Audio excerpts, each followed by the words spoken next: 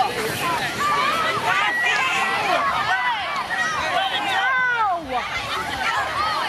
it, guys!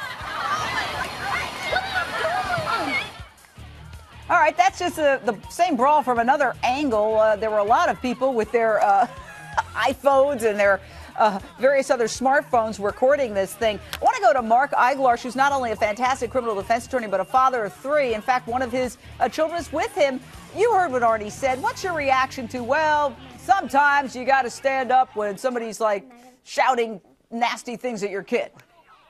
Well, listen, Arnie is not wrong because there's no right or wrong in my world. He's entitled to his opinion. Wait a second, there's no right or wrong in your world? That's a shocker to me. Well, you know what? I try not to, Jane, I try not to judge. You know, Arnie can do what he wants to do. I teach my offspring, my precious tax breaks, that when you go up to someone, it's okay to show them love, and if they don't show you love back, you walk away. Your ego is not your amigo. All right, Arnie, do you want to clarify your position on this?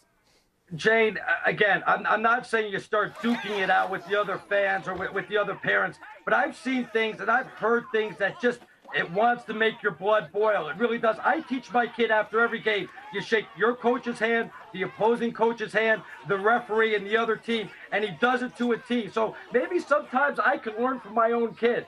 But when you hear the words and you hear the comments, I just say sometimes you just want to say, hey, pipe down. There's no reason for that. You can't be saying that in front of a bunch of kids. Sometimes you feel like you have to stand up for your kid. Jane, don't you ever feel like that? That you had enough and you hit your boiling point?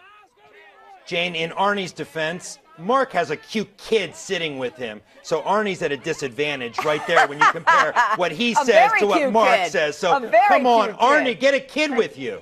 Yeah, that's Here's it. my 14-year-old, and I teach him. I say you shake everybody's hand and look up and you feel. See? There we go. No, listen, I get it. If somebody attacks your kid verbally, but that's what I'm saying. There's a lack of civility at these games. And people have to realize it's just a game, and the whole point of it is to teach children what they are going to experience in real life, which is not necessarily that everything's fair. Maybe the wind's going in the wrong direction, or your coach is a little, biased against you and favors some other kid.